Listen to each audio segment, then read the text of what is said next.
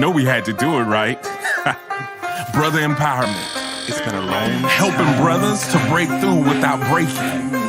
With international viewership, that means that we are getting our message worldwide and nothing can stop us from showing our brothers and their family love. So you know we had to do it right. Come on now.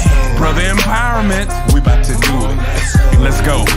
We love you guys. Come on, let's go. My brother hit my phone, said, bro, let's go. We gotta build a home, we gotta build a throne, somewhere that we can roam. Let's get these brothers up to start to build each other up. It's time for us to level up and power. Yeah, we stepping up higher from the fire that ignited from the heavens up. Now it can't expire, cause my brother's always checking up. On me, put your blessings up, homie, never letting up. On me said, call me if you need, and couldn't believe it. I finally found brothers that's healing, now I receive it, cause they invited me to breathe in all of the meaning of the true brotherly love. Just what I needed, man, it's such a vibe to build with brothers through the struggles. Man, it's such a high to have them help you through your troubles, make you feel alive. Cause as they raising your spirits, you start embracing your fearless. You can't deny that you're clearing all the demons from your heart, wishing it from the start. To any brother that wanna step in and be a part, cause it's easier to do it together than be apart. Hope to be the beacons of light that can shine in the dark.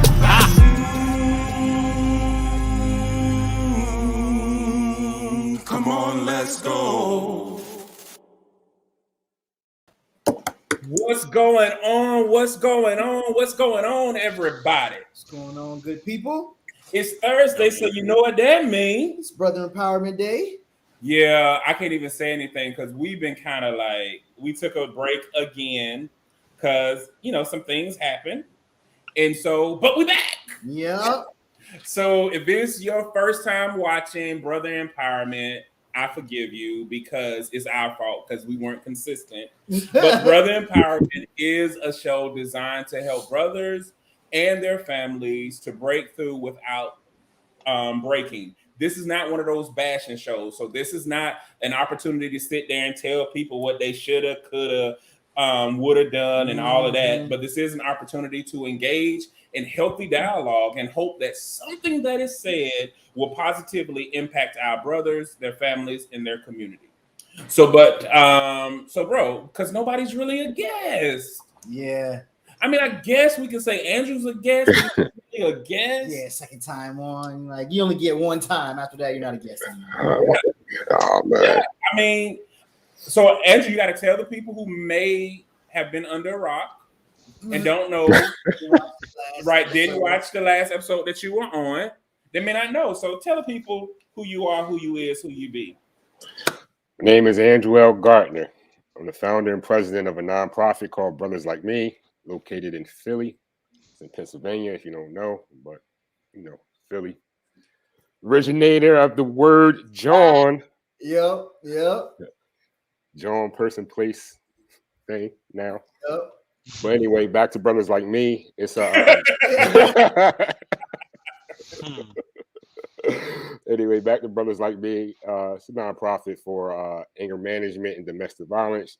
Just meeting brothers where they are in life and just helping them out. Struggle with anger management and making them more aware of domestic violence, and just getting the tools to overcome that and move forward in life and push through. Seeing confidence to grow a better life. That's what we're about. That's what's up, man. Yeah, y'all say John. We say Jank. We say Jank. Jank is the same thing. It's like, what's that Jank? Wait, let me see. Can I see it again? How you spell it? John. You said Jank? Who says Jank? I said we say Jank. They say Jank. I don't know what Jank. Jank means anything. It's like, give me that Jank. Yeah, Jank is. Oh, that's janky. You like that's janky. Jank is really big in Virginia too. Really? Yeah. I've never heard it. Yep. Go just hang around in the 7 cities area, not just in Alexandria, but in the 7 cities area, Hampton, Portsmouth, Chesapeake, whatever. I'll stay in Alexandria, bro. Go to Georgia. They still say Jank. Yeah. Jank. You were sheltered. That's what it was. You were sheltered. Yeah. You had a janky childhood. Janky. There is no culture. Janky, Everyone in Alexandria say they're from DC, man. Ain't no culture in Alexandria. Yeah. Nobody said there was. It's just nice. So you want to go where it's bland? Okay. Yeah, we got you, bro. It's on the river. I mean, it's water everywhere. I mean, is this what we going with right now? Brother empowerment. This week of geography, let's talk about the southern states. I will say this: my geography is not good at all. Okay, yeah, we You gonna. got a janky. You got a janky. I had a janky education. Yeah. Oh, but bro, how was your 2 weeks? Man, it's it's been pretty good, man. Just really spending time with family and stuff, and really just really doing I don't know if I talked about it before, but my therapist, she gives me my therapist gives me homework assignments. Okay. And sometimes, it's not just for the next session. It'll be something that, hey, work on this, and when you're ready, let's talk about it. Okay. So I've been working on that and really just reflecting, man, about just life, just about previous situations that I have encountered or that that I've been through and stuff like that, and just really reflecting on a lot of things. So it's been a real constructive and reflective past 2 weeks for real. How about you, man? Woo! It's been a hell of a 2 weeks. Yeah. I mean, I'm still going through that. Mm-hmm. I'm praying literally for wisdom on how to address the complexity and variety of things. Mm-hmm. And because that happened, it kind of shook my world. And there was this point where I have to figure out like what I need to do, what I don't need to do. And so that was somewhat of a struggle. And it's like when you're going through hell and then you still have to be tasked to motivate other people, it's such a weird place to be. Mm-hmm. And then it's funny because even when you tell people like, hey, I'm having a bad day, I'm going through hell. Me too. They find motivation in that. You're like, oh my goodness. Yeah. So some of the things that we were able to do were we wrapped up Lift Every Voice teen workshop that we partner with Celeste Hannett, Lori Clark down with the town of Garner. Yep. And that was phenomenal because it afforded me an opportunity to share the stage with my oldest, and she spit poetry for the first time. Yep. So that was real dope. I was on a podcast. I forgot the name of it. It escapes me. Rise. That's going to be airing soon. So I still had to do that. Then I was on the Purpose podcast. Yep. And that was amazing. So we knocked that out. And then I still had to finish everything with Benedict College, and we got a couple of things going. Oh, and I'm going back to higher ed. That's right. Yeah. I'm going back to work in higher ed. Those who've been following us for a long time know that I have 19 years of experience in higher ed, and I started Love is a Parable, did contract work, things like that. And so I'm going back. And the interesting thing is I'm going back to the university, the very first university I ever taught at. So I haven't been back since I was like 24 years old, but I'm back. And I'm kind of excited about that. So those are the things that are happening. And then, like you, I've been very reflective about, you know how your words come back to hunt you a little bit. And being okay with your light and trusting your purpose. Yeah. So that's been the one thing that has stuck with me for the last 2 weeks. Being okay with your light and trusting the purpose. Ahmed, what about you? What you did these 2 weeks? I don't even remember, bro. I barely remember yesterday. What happened in 2 weeks? You had performances and some guest appearances, right? Did I? Yeah, because you went to that thing with Tadal and all of that. Oh yeah. So officially part of the All Eyes on Me DJs group. Yeah. What's up, man? That's what's up. Basically a collective of brothers and sisters, mix of DJs. I think I might be the first artist that's part of that group. But yeah, man, they do a lot of work. So if anybody needs DJs or anything, let us know or let me know. I'll pass it along. But yeah, so they also run they have multiple slots, but I went to one of their weekly radio shows on 93.5, and they premiered 3 of my singles, which was cool, and I got to vibe with with them there. I was out there for like a good 2-3 hours, chilling in the studio, jamming to the music. So it was awesome. But yeah, man. Other than that, just work and more work.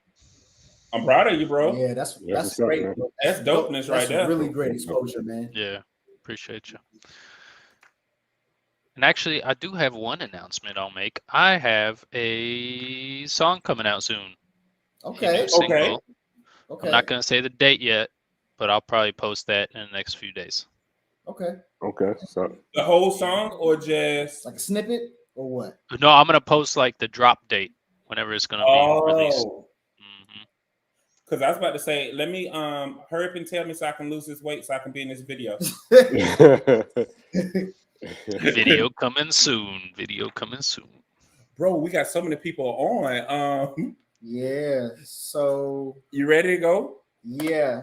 I'll do the people that I see watching afterwards. But okay. Hey, if we don't get you in the shout outs, please leave a comment so we can shout you out. You know, we love to interact with the people. So first and foremost, we have my Booski, aka She-Hulk, Rashia. Hey, babe, what's going on? Hi, sis. We got Chanel in the building. What's going on, Chanel? And I don't know what you were saying, but I just feel like it was something smart because she was talking about that. I don't care. She way up there. She from way up there. Your janky vocabulary is what she's talking about. Janky, yeah, janky. Yeah, I think she was talking about this. Nobody cares. She from way up there. She from Connecticut. Way up there. You don't talk about us. Hey, she might cut you because she from Dorchester. Yeah. And she from the island. Yeah, that's my way of the island. So I love you, Sarah. You're the best. Shut up, Rochelle. So we got Devontae, aka Thor, in the building. What's going on? AKA Bankroll Fresh. Mr. Ragnarok himself. And if you need a loan, go see the Bank of Ragland. He got it. I've been waiting for my loan application for a couple years, but I'm just saying, he got it. Thank you. What's going on, Tara? Big Tara, what's going on? Hey, so we got Shantika's in the middle. What's going on, Shantika? The Shantika. Yep. We got the Beard, aka Ricky, in the building. What's happening, bro? Ricky is probably the funniest person I know. Ricky need to show up to one of these shows so we can have a face-to-face. That's what Ricky need to do. Okay. Okay, Ricky, you got to make it happen, Ricky. Yeah, for real. And Ricky goes like, "Hey, I say what I always say. You know where I'm at." Right. Throw the collar down and then walk away. Right. We got Sean from YouTube land. What's going on? What's going on, bro? Man? We have Lily in the building. How you going, Lily? Hey, Miss Lillian. I do not know how to pronounce your last name. Don't even do it. Yep, not even gonna try. I'm not gonna do it. Yep. Thank you, Sarah. Today was great people always. Yes. That was dope. He really that is. dude on high energy nonstop. Yep. It's organic. He's high on life for sure. Right. Ahmed just be forgetting all the dopeness. Sorry, sis. He don't care about us. He don't care about us. Man. What's up, E? What's going on, E, bro? Got Miss Chandra in the building. What's going on, Chandra? Oh, close enough. Yeah. Massachusetts. Yep, Dorchester, Massachusetts. You know, I really can't say Massachusetts. Massachusetts. Massachusetts. Add a T, bro. It's just a T in there. Right, Massachusetts. Sits. Yeah. Yep. But I don't think that's right. Just like I just realized I never knew how to pronounce Wyoming. Or just say Mass. No, Massachusetts. Don't even mention that place. Don't even mention that. There's no need to. A Massachusetts. It's like sausage. People mess that up. Sausage spaghetti, Massachusetts. Sausage. We got Raquel in the building. What's going on, Rock, man? What's going on? He's out there. Dorchester. Yeah, like I said, yeah, Dorchester, yeah. 617. No, nobody. Ahmed, I've been trying to get on the show with you. Hey, all that means is next week's another opportunity. That's all that means. Oh, So you can't say parachute. I can say parachute, but I can't say Massachusetts. Thank you. Just said that. Massachusetts. Okay. Massachusetts. Say it real fast. Go. Massachusetts. Okay. Okay. See? That's why I said just say mass, Ricky. Just say mass. Okay, let's get on to these quotables. It feel good to be back. Yeah. Y'all ready to get into the first quotable? Yup. Yep. Oh, you forgot to tell people. Brothers Like Me is doing an anger management class, guys. It's free. And registration, you register online at brotherslikeme.org, right? No, for that one, you actually got to register. It's on the flyer through Reverend Miles at E9 tab. Is the so if you go to the Facebook page, Brothers Like Me, it's all the information is posted on the flyer. Okay. Yeah, we're gonna look for it. Yeah, we got to put a link in the comments so people can get to that easier. Okay. So. Why you raise your hand? Because I was trying to get him to stop, so I can ask him to put a link just so we can avoid him going through all of that. Don't you ever raise your hand on this show again? Excuse me. I need to. And like he was gonna say, yes, Cordell, speak. Right when it's interrupted, man. Please. Okay, bro. You read it. Go. 2 people can illustrate crudity to you. The first is the crude man, whom you see perceiving the diamond as a stone. The other is the refined man, who makes clear to you the crudity of the first one. Don't know who this quote is by. Me neither. Who got this quote? It wasn't me. Hold on. Let me read the quote. 2 people can illustrate crudity to you. The first is the crude man whom you see perceiving the diamond as a stone. Okay. The other one is the refined man who makes it clear to you the cruelty of the first one. Yeah. So next quote. So is it about shifting blame? It's because it says it's 2 cruelties. The first cruelty is the man who perceived the diamond as a stone, and then the other is the refined man who makes clear to you the cruelty of the first one. What is crudity? What does that even mean exactly? Like cruel? That's not what it says. Crudity. I thought crudity is cruel, right? Let's see. What you got, Andrew? I don't even know what half these words mean, bro. Shoot, it's like a primitive. Oh no, right here. See, coarse, rude, vulgarity. So I mean, the way I'm looking at it, where it says the other is the refined man. So refined is not crude. Not crude, yeah. so basically, I guess they're saying that the refined man is being honest with you about being cruel, and the first one is a fraud. He's perceiving that he's not crude. So I don't know. Maybe that's kind of how I'm reading it to it. I don't know, man. You put the definitions in the comments. Don't be trying to change the subject. No, you answer this question. Well, like I said, like the first one is the cruel man. It's like, all right, he's selling you like, all right, the diamond is the stone. But the second one is like a truth teller, and he just being real with you. That's how I'm looking at it. Maybe I'm wrong. I don't know. But it's like the first man is the fraud, and he's trying to make you seem like he's not. And the second one is like, I'm refined, but this is who I am. There's no lies here. I look at what Jay was saying at first when he said the shifting of blame. I think in that vein, because if it's talking about crudity, we're talking about primitiveness or vulgarity or whatnot. So instead of the go ahead. Oh, okay, yeah. There's what Tara said too, but yeah.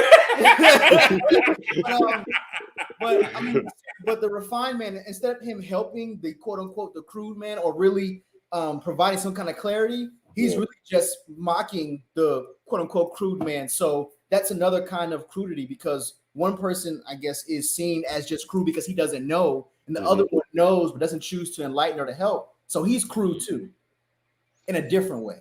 So it's 2 illustrations of the same thing. So both of them crude. Right. Okay. Right. Yeah. And what Tara just said. Right, exactly. The first one devalues the thing seen as valuable. The second one devalues the person. Absolutely. But seen as valuable to me as a person, right? Because we're the ones that are saying that this is a diamond. He's saying that the first man is perceiving what you see as a diamond as a stone. And the second one is making it clear that the first one is a fake, essentially. Not necessarily a fake, but that he just doesn't know what he's talking about. Or devalues, yeah. Mm-hmm. Right. Because, I mean, a diamond is a stone. It's a shiny rock. So the first man isn't necessarily wrong. He's like, this ain't nothing but a stone, a shiny one. There's nothing special about it. Right. Yeah, there's nothing special about it. Oh, so the other dude is saying, basically saying, well, you stupid. Instead of, really just diving into why do you think that way or really just anything. He's like, well, you're just dumb. Which actually shows us kind of like how we look at things. Yep. We either value people or we value things. I agree. And a lot of times we value one more than the other. Either you're going to like value people and be like, I don't really care about that stuff. And I value the person. I value the people. Or you're going to value these things and become extremely selfish and don't really care about the people. Yeah. Yep. Look. And there's also cubic zirconia. Yeah, I agree. Cubic zirconia. Whew, that took a minute. Yeah. Yeah. See, I think I've seen that word used like that. I'm gonna start using it. Crudity. The crudity of Massachusetts. Oh. I ain't have nothing else after that. Okay. The crudity. This crudity is new to me. Oh. Bars. Right. Bars. I'm gonna write that one down. All right, I'll take it. I guess I'll read this too. Instead of looking at the past, I put myself ahead 20 years and try to look at what I need to do now in order to get there then. Diana Ross. I actually like that, Diana. I do too. That's really good. Forward looking. Will make the present your past versus looking back. Yep. That's what I like about that. Like, what can I do now to get to where I need to be? Yeah. In the future. Yeah, it takes me about what happened in the past. I like that. Yeah. I like that. Yeah, that points me to a conversation we had. Well, we've had it many times over, but I remember the first time I had this conversation probably a year or two ago. When you told me like the past can't be changed, it can only be processed. Right. And that really, spoke to me because I have a bad habit, especially back then. I had a bad habit of really just living in my head, being stuck in the past, and just letting the present just kind of just go. And so, yeah, that's exactly what, I shouldn't. Somebody should have told me that right there back then. Yeah, it reminds me of the Malcolm X quote where he says, "The future belongs to those who prepare for it today." Mm-hmm. Gotcha. Yep. Yeah. And I think that sometimes we confuse what really is the past. Like the past is literally whatever has just taken place. Yep. And we spend so much of our time trying to correct the past versus embracing and making the most out of our present. Yep. That it takes away from the moment. And I find myself, and I realize I do this. I didn't know that I did this, but I realized like the only times that I'm upset, frustrated, or like my emotions are all over the place is when I have emotions that don't have an identity or don't know where they belong. Mm-hmm. Once I'm able to identify what those emotions are and where they're placed, I can almost deal with anything. Mm-hmm. And so the same thing happens with events in life. If an event has already passed and there's nothing that I can do with it, once I'm able to process what that event was, it's no longer about me trying to change that. Mm-hmm. Got you. Yeah. All I can do is focus on now in this moment and look ahead. Yep. No, I agree. I do, bro. Elijah said, based on the last quote, he was saying, studies show that women think more about people and men think more about things. That's interesting. I wonder how much of that is due to societal conditioning. I was thinking the same thing. You know what I'm saying? Because men are taught to be acquirers of resources and material, items, especially here in America. So that's very interesting. And whenever y'all get a chance, Iconic along with Mizghund.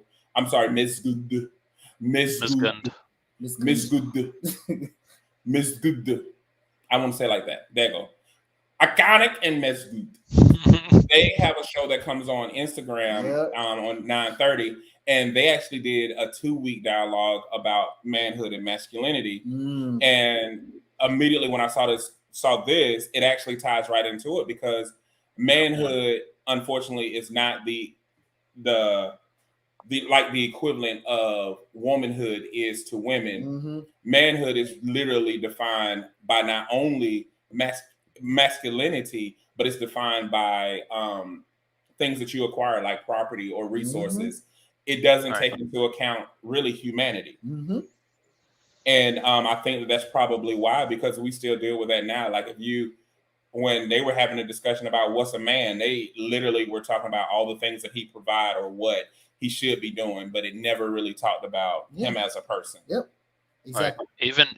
Even from a religious perspective, that's the quote unquote expectation, right? Is the man is the caregiver, the provider, and the woman is the homemaker, or the person that's raising the children. And even from a religious perspective, those are some of the, I guess, influences on that, I would imagine.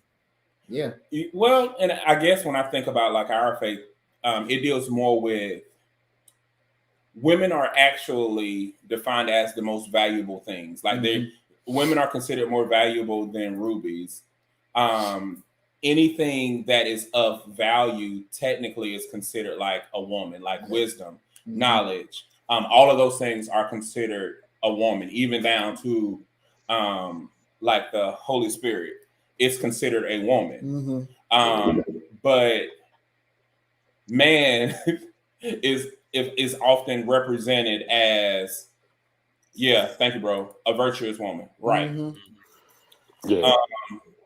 A man is always considered as that thing that is predisposed to error. And I don't think that a lot of times people talk about it. So that's why when women talk about, like the scriptures are misogynistic, it really isn't for the most part. It really esteems women to a higher place of saying like they are the consciousness, they are the breath, and men embody that breath. And I think that that's where a lot of times people confuse the protection component, because the protection component is really something that you embrace. So like if you embrace the full value of a woman, that is being a man. Not all that other stuff on top of it. Yeah. And also, women are unique because, God created man. And, even though we was created first, we never even thought about a woman. God created that, so. So that's why it's just unique. So like you said, everything you said, I definitely agree with you with what you just said. But that is an important part of it, because they said man, makes the world, but we didn't make women. No. I got another bro. We got another bro that's watching actually from Stewart, Florida. He said he can't comment for whatever reason, but he said living in the past is a form of discomfort inside of you. Doesn't mean it's right or wrong, but it's not easy to step out of it. I actually think more about people close to me or that has passed and places. So I had a thought on this, because I did agree with everything that you guys were mentioning as far as like not dwelling in the past.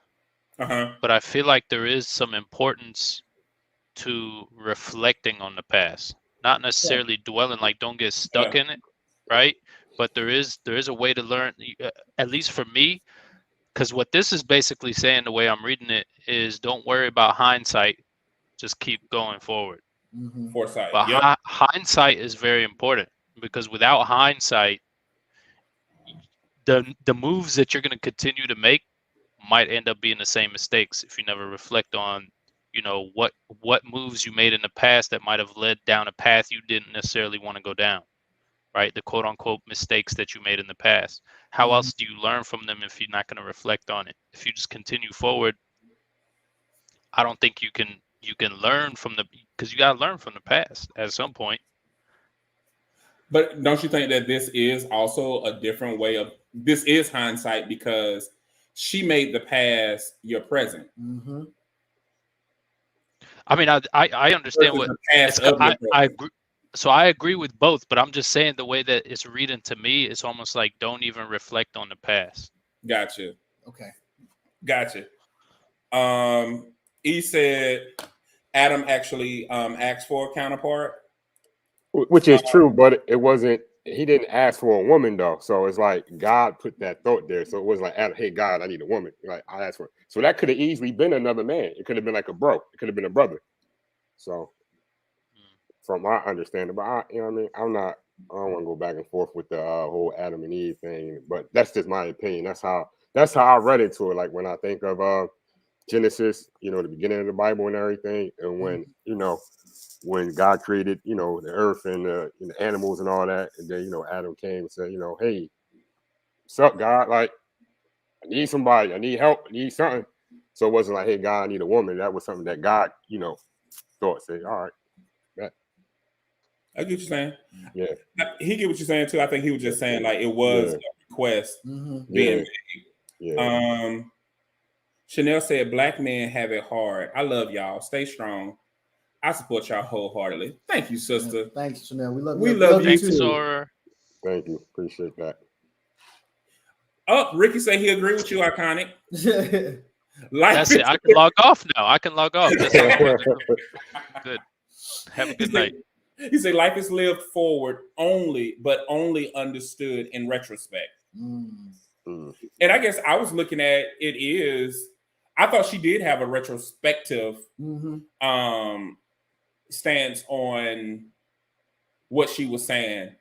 I think it went back to I think it was exactly what Iconic was saying about like just not dwelling. Yeah. Because dwelling does go, it's very close to longing for. Yeah. When you dwell, you tend to long for, but when you reflect, you tend to kind of glean. You glean from the past and pick up those valuables and kind of heal and move forward. Sean said, you will make many mistakes if you want to be successful. You can't do that without learning from those mistakes. They are lessons, not mistakes. Yeah. So is it safe to say you will make many lessons if you want to be successful? Learn many lessons. I don't think you can consider them lessons unless you reflect on them, though. Right. And then that changes them from being mistakes because then they become lessons. Yeah. Right. So mistakes are part of the process. Are unlearned lessons? I can get with that. Okay. Mistakes are unlearned lessons unless you acknowledge that it's a mistake. Because what if you don't acknowledge it, and you just keep doing it? That's what I'm saying. So I think if you acknowledge it, you reflected on that. You realize that it was a mistake. Yeah. And then it becomes a lesson. Right. Yeah. Even for me personally, there's definitely moments in my life where I just did things regardless of right or wrong. Mistakes or not, I was just doing them. I wasn't trying to learn from the past. I just wanted to keep going. But I think that's a lesson in itself, though, because a lot of people don't know how to do that. Like, that's one of the things that I struggle with. Like, I think I played it too safe. And I think that the fact that some people have a natural ability to take risk and take high risk, I think that's an abnormal thing. And I do think that was a lesson learned within it, just like a lesson I learned with being too safe. There are a lot of regrets for playing it too safe, whereas a person who took a lot of risks may have regret, but they learned so much more because they took those risks. True.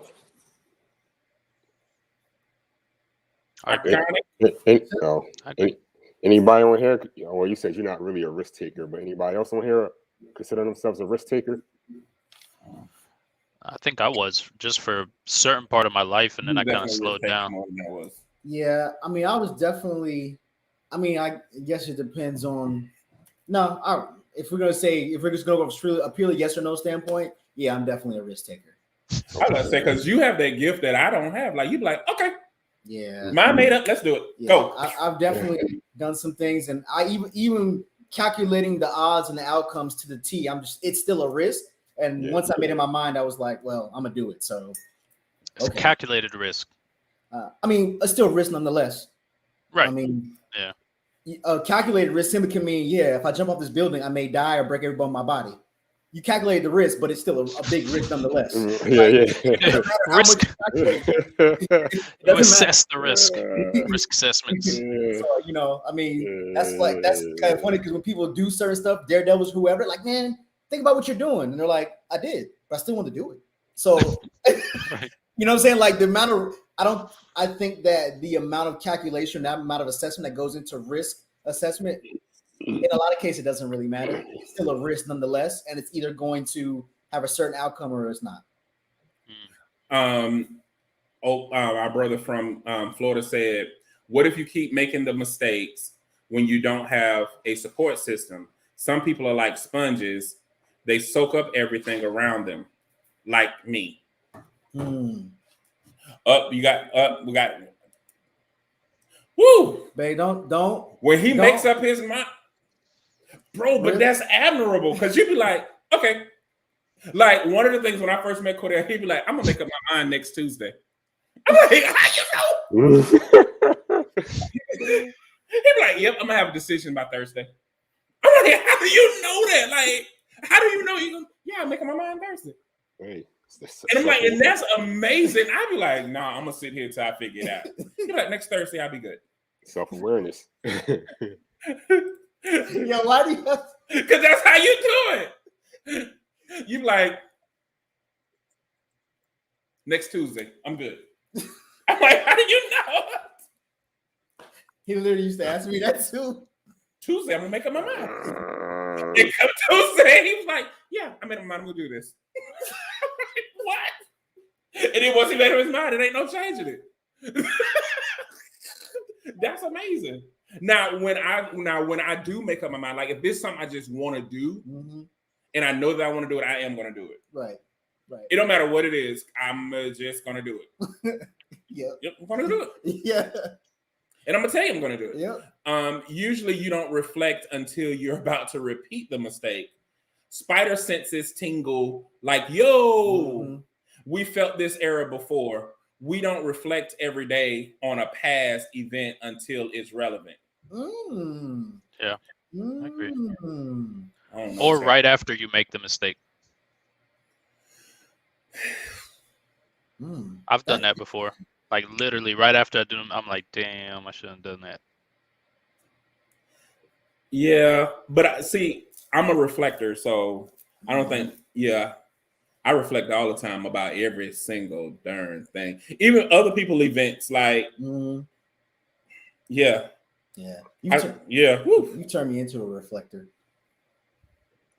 Well, because the one thing that I do like about reflecting is it allows you to truly embrace the whole moment. And I think that sometimes we cheat ourselves out of certain moments and certain experiences.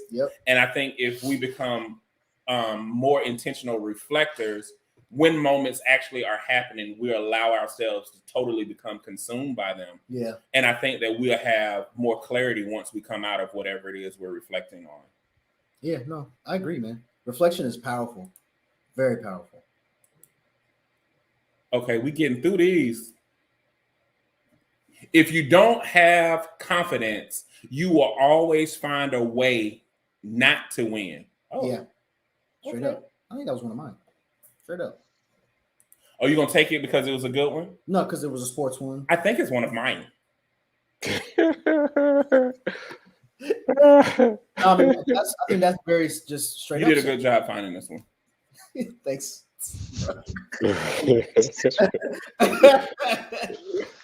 Oh man. No, I mean that's really self-explanatory. I mean, if you don't have the confidence in yourself, in your discernment, in your decision making, you'll find ways to just really just sink your own battleship.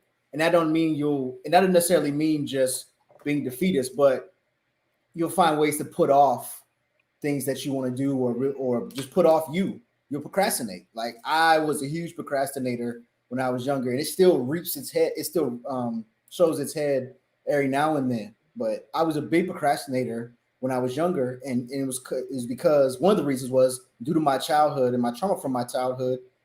I didn't have confidence in myself.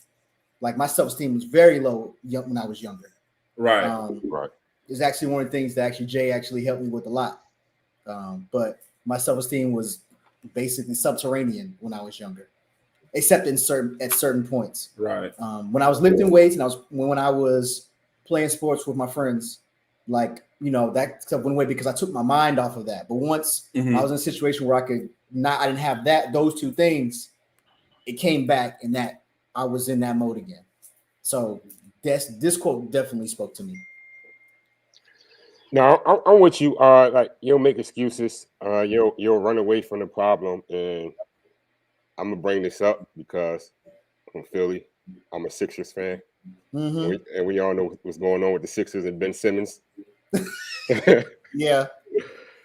Yeah. So it's kind of like I don't know what the brother's going through mentally, but it's like at some point you gotta look at yourself in the mirror and be like, yo, how can I, be better? Like we all saw like what happened in Game 7 and everything, and even with your foul shooting, you ain't work on it, and the team they've been defending you all year, and we all saw it, and they called you out. They also called themselves out. So now you just want to be like, nah, they shouldn't have said that. But at some point, you got to be held accountable, man. And now you just can't run from it, because if you don't work on it, wherever you go, your demon's gonna follow you until you face them. So yep, no, most definitely. That's definitely true. Yeah. It reminds me of that what you said reminds literally of a movie that's called It Follows. I'm not sure if anybody's seen that, but the movie It Follows. It's the premise of the movie is there is this horrific, basically invisible force that's only visible to the person that's after, and it follows them wherever they go. And I'm not going to tell it because there's a certain way to pass it to somebody else, but literally it will follow you wherever you go until you address it, which is either passing to somebody else or getting rid of it. Right. And so I think that's the thing about the lack of confidence within yourself, is that it follows you, like you said, Andrew, and it doesn't go away until you address it. So it's just funny to me that we like confidence stems from insecurities, but that's literally the most secure thing. The way that we protect our insecurities, the way that we protect our low self-esteem, the way that we protect our lack of confidence. Like, think about it. When people lack confidence, they exude a persona that's not really authentically them. Yep. And so it's like, it's not that you don't have it within you to do or pursue that thing. It's just that we have channeled more of our strength and our energy on protecting the things that we are insecure in or lack confidence in versus projecting that out. And I can tell you, like, for instance, people are always amazed when I tell them this, like, I have severe stage fright. I mean, it's just bad, bubble guts and all before anything. But instead of using it as an excuse not to do, I use it as an excuse to do. Right. And I think that a lot of times it's one thing to just acknowledge or to accept an insecurity or accept something, but then acknowledgement and awareness kick in, where now what are you going to do about it? I'm like, is that your baseline to have lack of confidence, or are you trying to go past that and that's something more foundational and say, no, because I'm insecure in this area, this is what I'm going to do? Because what I like about this is, if you don't have confidence, you will find a way, meaning you are using all of your strength and you are having more confidence in losing than confidence in winning. Absolutely. So you're going to assure that victory. So that shows you how confident you truly are. So it's not that you lack confidence. Your confidence is not projecting in an area it needs to go in, because you're confident that you will lose. So you're going to do everything to prove that you will lose. Yep. Yeah, man. Yo, that's it, bro. That's it, man. She said self-sabotage. Yep. Mm-hmm. And then Chanel was talking about Ben Simmons. And then she said, he has too many yes men around him instead of real folks that will tell him he needs to do more and not be up under a basket. Pass the ball. And pass the ball. I like her. My brother said, what's the best way to break a circle. Oh, and then he said nailed it. The best way to break a circle is just bust out that jank. Mm-hmm. See, said jank. Bust out that joint. The best way to break a circle is really to get out of it. Because here's the thing. I think that a lot of times we know when something is unhealthy, we just excuse it. Right. Yep. Yeah. And so it's not that you never knew it was unhealthy. It's how much of the unhealthiness you're willing to take. Yeah. And everyone has different levels of how much that they're going to allow into their body, how much they're going to consume. And when you've had enough, you'll know when you had enough. Yeah. Yep. And that's the one thing about it. Like everybody's pushing limit, breaking point are all different. And it's something that happens when a person feels like their back is truly up against the wall. And I guarantee you the way that they push forward after that is because everybody's bottom is a little different. Yep. Pastor Holland done made it on the scene. Hey, Pastor Holland. What's going on, Pastor Holland, man? Good evening. Oh, we got time for another? Yep. Okay. Life is not a spectator sport. Mm-hmm. If you're going to spend your whole life in the grandstand just watching what goes on, in my opinion, you're wasting your life. This much was yours too. Yes. Boo, but go ahead. So, I mean, this is another one that's just really self-explanatory. That it's just, you're not going to gain anything except nothing by being inactive. You're not going to gain anything. And that brings me to, that bridges a different quote, but yet similar to me, where Nipsey Hussle, he said in a song, he said, "Find your purpose or you're wasting air." And to some people that may seem kind of brash, but some people spend their whole life trying to find their purpose. Your California came out just then. Remember we said we were going to talk about that? What? Find your purpose and you waste your air. It did. Come on. Okay. But this is literally self-explanatory for real. And that first line really defines the rest of the quote to me. So wait for Yeah. Okay, go ahead, bro. What you about to say? No, I said I'm with you. Yeah, you definitely gotta find your purpose in life. But sometimes people confuse purpose with passion. Your passion might not be your purpose. Yeah. Yeah. So I tell people that all the time, but they don't believe me. Mm-hmm. No, that's just a proven fact, man. Do you think? Oh, my bad. Go ahead. Go ahead. What you about to say?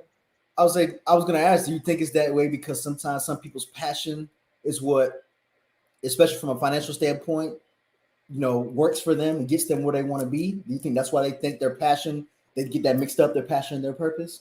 No, because I think we naturally like things that are gratifying. Our passion is more gratifying. Our passion is more gratifying, so we will pursue that. Whereas purpose is not necessarily gratifying, but it's fulfilling. Gotcha. Okay.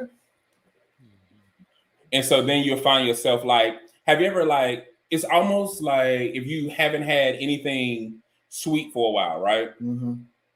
And it seemed like if you're hungry, you can find something to eat. But then when you have something that's like sweet, you can keep eating the sweets, but you're still hungry. Mm-hmm.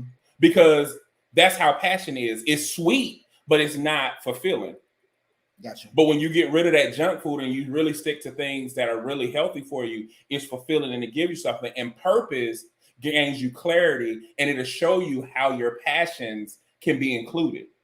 Yeah. So passion is 0 calories. Yes. Gotcha.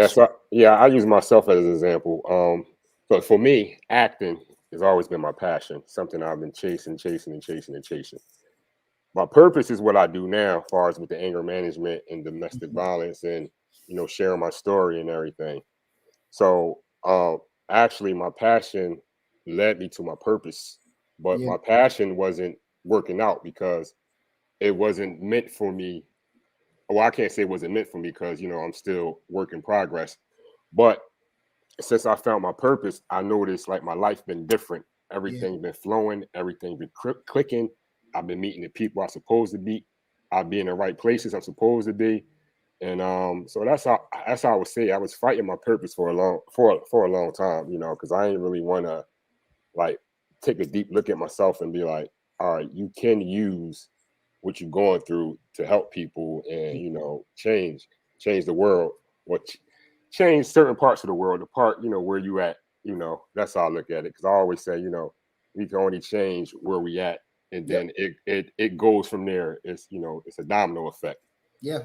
So I mean, that's how I would define it. You know, if you're talking about your passion and you're talking about your purpose. But the example you gave was actually good, you know, with the 0 calories and everything, you know.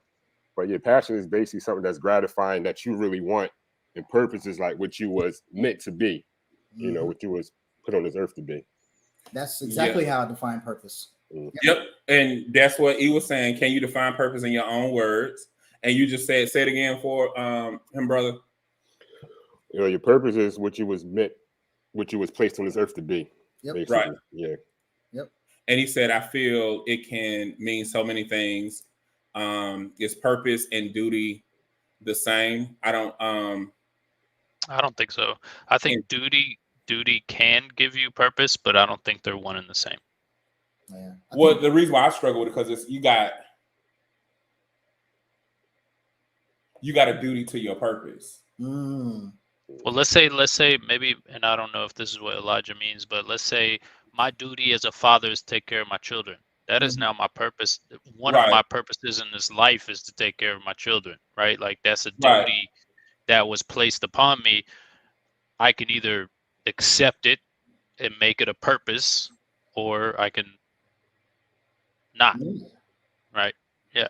So. But I don't think you can make your purpose your purpose. Your purpose is already there. That's something, yeah. So, but I think you have to walk that path, right? You make the decision whether you want to walk in your purpose or not. Yeah, I definitely agree with that. I agree with that. Yeah. And then he said he feels like there are levels to purpose, like such as divine purpose, societal purpose, and self-purpose. And before we get there, Tadao said, "What's up, guys? Peace." What's up, Tadao, man? Hey, brother. Tadao. I want to say something real quick too about this, because I really love talking about purpose. To me, for me personally, I find purpose in things that I find value in.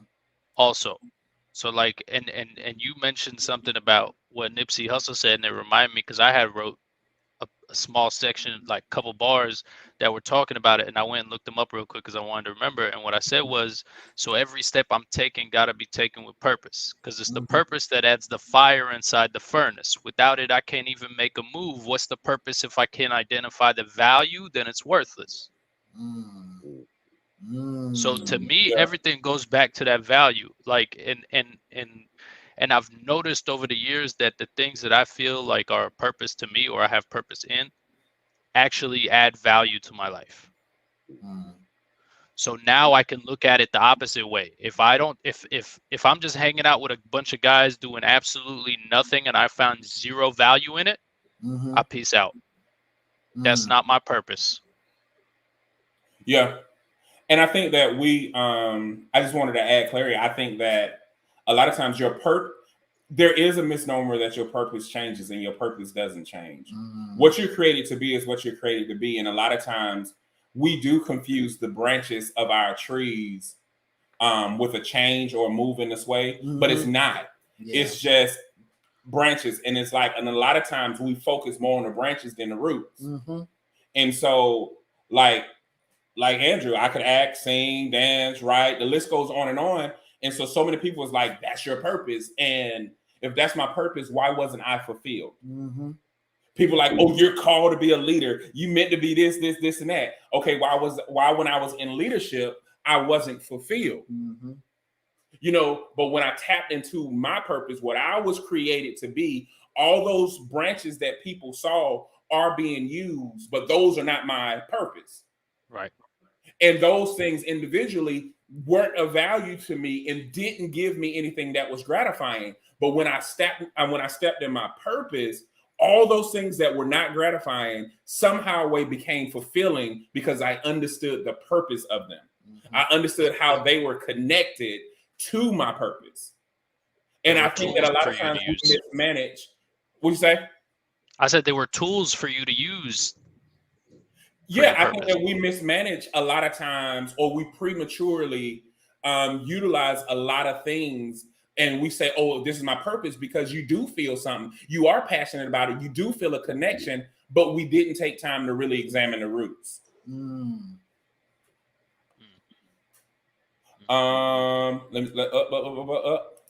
Look, he said bars. Yep. Bar, yeah. Pastor Everything said, in caps too. Even his typing got energy. Yeah. Today's amazing. Yeah, he is though. Living life is different for everyone. As long as there's no regrets, it isn't a waste to them. Purpose and passion can be small when viewed by others. Yeah, but not by you. Yeah, because it doesn't really matter for other people to really, really get or really accept your purpose. Yeah, it's not for them. That's for you. It's for fulfilling life. Yeah. Yeah. And Pastor said the same thing. No wasted steps while walking in purpose. E, you just need to come on the show. You get on my nerves. Hey, but I was just trying to ask. Is it possible your purpose isn't something you desire? Hell yeah. Yeah, I think that's very possible. I think some people spend a majority of their lives going in the opposite direction of their purpose. Right. Yeah. I agree with that a lot. Yeah. But I think part of that is that sometimes we don't see the value in that purpose yet.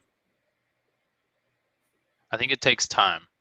But I think if we agree that your purpose,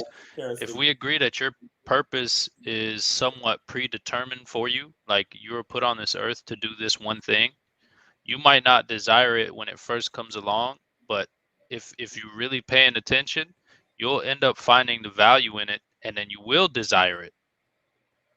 It just might not be clear to you at the moment. I think because your purpose is rooted in your insecurity. Your purpose is usually connected to the very thing that you're insecure about. And you got to keep using that thing. And you like, I don't want to. I want to do this. And you don't think it's that great. And you don't think it's all the things that, like, it be changing people's lives. You're like, I don't want it. Because you're so insecure about it and it bothers you. I like that because that goes back to the previous comment too. My bad. See, like the confidence, right? That if you don't, if you lack confidence, that you're actually gonna make yourself fail. Yeah, right. Yeah, man, for sure.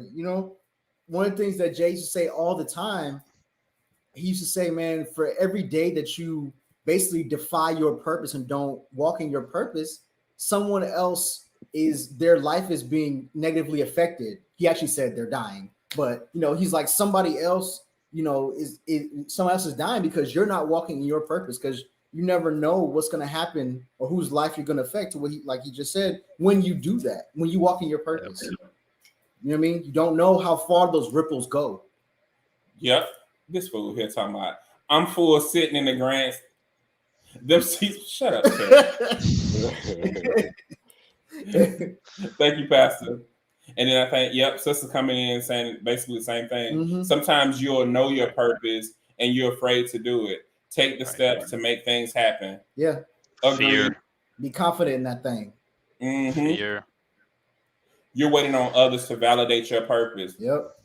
One of the biggest pitfalls people fall into is validation from other people, seeking validation from other people. Yeah.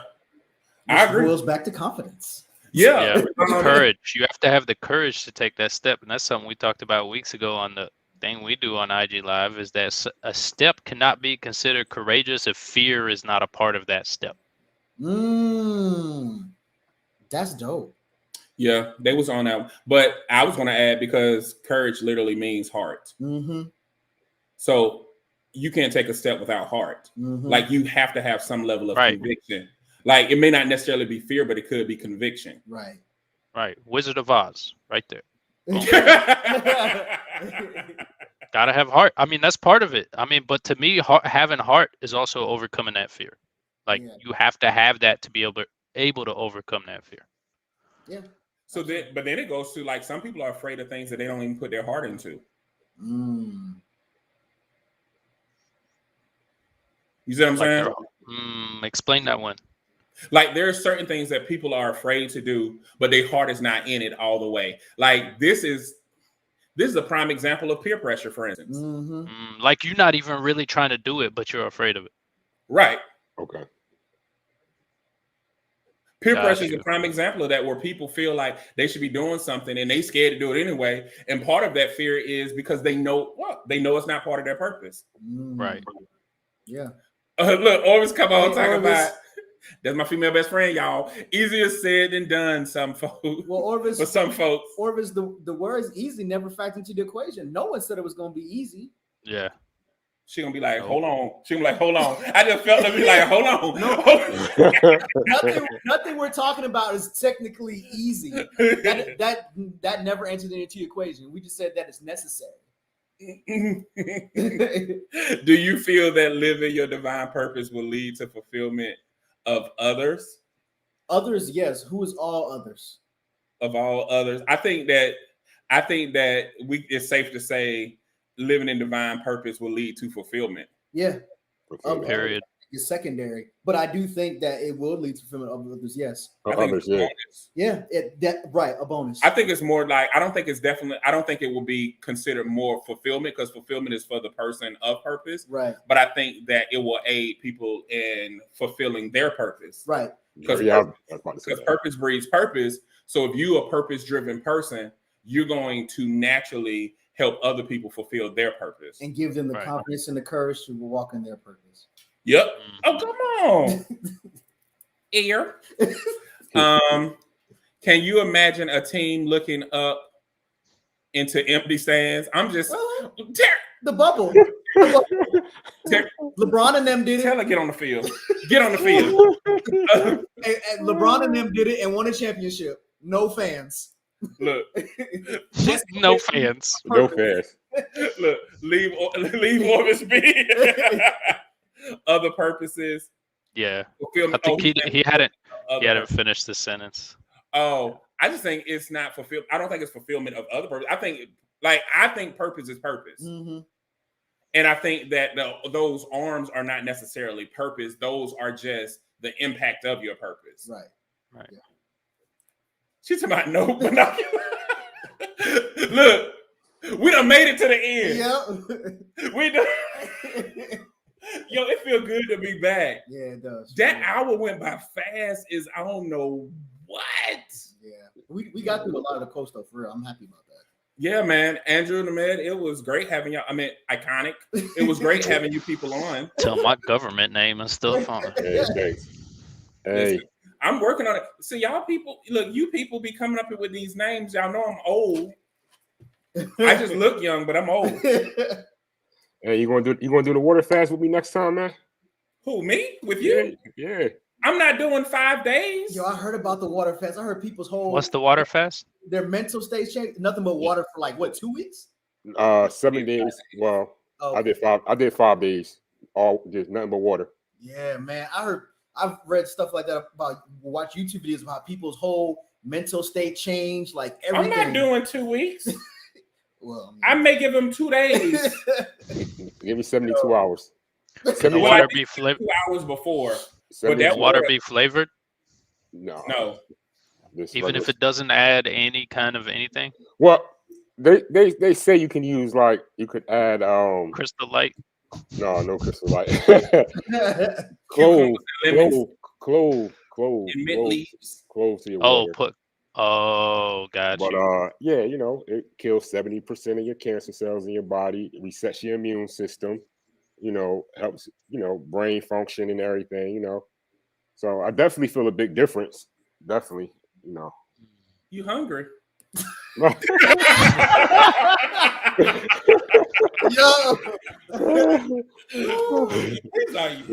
Stomach was growling. Yeah, stomach was growling, but our discipline, man. Discipline, dedicated and determined to make it through, man. That's what I do. Look, I swear Rashia be look where Rashia say, I can see it now. I'll be angry. I can water fast. Okay, she can water fast when she's not stressed. Mental state change. Yeah. See? Yo, she knows that's not funny. No, but I did do it for 70. I did do it for 48 hours before. Mm-hmm. But I couldn't take the water because it was like it cleans you out. Mm-hmm. And I was like, I feel like I'm dying. Yeah, you're supposed to do it every 6 months. You know, it's like getting a tune-up on your car. You just cleaning your body out. That's all. Man. It's winter. We probably could do it in the winter. Yeah, I mean, 72 hours, I can do 72 hours. Anything past that, I don't know if I have the confidence for that. Yeah, but 72 hours will get you right. Yeah, I can. The process. Yeah, well, okay, bro. Well, whenever you do it, I'll do it. You gonna do it too, Iconic? Nah, I'm good. Yeah, have fun with that. Just let me know like 3 days in advance. 72 hours before the 72 hour starts, I need notice. I'm gonna wake up and be like, "Hey, bro, no, let's the day start today." No, I think our yearly fast is good enough. Checks that box. What is yours? Oh, we got to go off the live. I don't want to keep it going. Ramadan, so we do the 30 days. 30 days. Okay, from sunrise to sunset. No anything. Yeah, I know about that. Yeah. But he ain't even gonna. But he not giving you sunset. Yeah, but that's why I said I'm good. I'm good. Like I need to eat. Once the sun goes down, I'm eating. It don't matter. Yeah, that's 3 days. It just makes you more disciplined, man. Because food is our worst addiction. If you think about it, it's our worst addiction. So if you can conquer that addiction of food, you can conquer anything. Man, I'm not gonna be able to lift weights. I ain't able to do nothing for 3 days, man. But listen, it after 72 hours, man, it increases your growth hormone. So when you go back to lifting weights, your muscles will pop faster. I'll do that. I'll try it. When y'all doing it, we'll do it. I'll do it. I'll do it with y'all. Let's go. Let's start now. No. What? No. Right before the weekend? No, sir. This is a holiday weekend too? No, sir. What holiday? Colonizer Day is on Monday. What day is that? Colonizer Day. Oh yeah. Somebody come in your house and say, "Hey, I found your crib. It's mine." Yeah. Oh, that day. Everybody don't work at a bank, sir. It's Indigenous Peoples Day. Y'all get that day off? I work at a financial institution, sir. Yes, because it's a federal holiday. Right. Yeah. I work at a financial institution. Right. Anyway, Positive Brother, shout out. Y'all don't turn this. Y'all just don't know how to act. Andrew, Positive Brother, shout out. Who you got? Yeah, I'm shouting y'all out, man, because y'all be coming through, man, looking out. Y'all definitely be uplifting the brother. So I'm shouting out y'all. Oh, thank you, brother. No doubt. Iconic. Be like, y'all go. I'm gonna yeah, y'all go first. Nope. No, I'm gonna steal from the show. I'm gonna steal from one of the topics. So I want to give a shout out to all the brothers that are walking in their purpose, staying strong and staying on the road. Mm-hmm. Continue forward. We love y'all. Keep doing what you're doing. That's beautiful. Yeah, that's what's up, man. That's what that water fast is doing.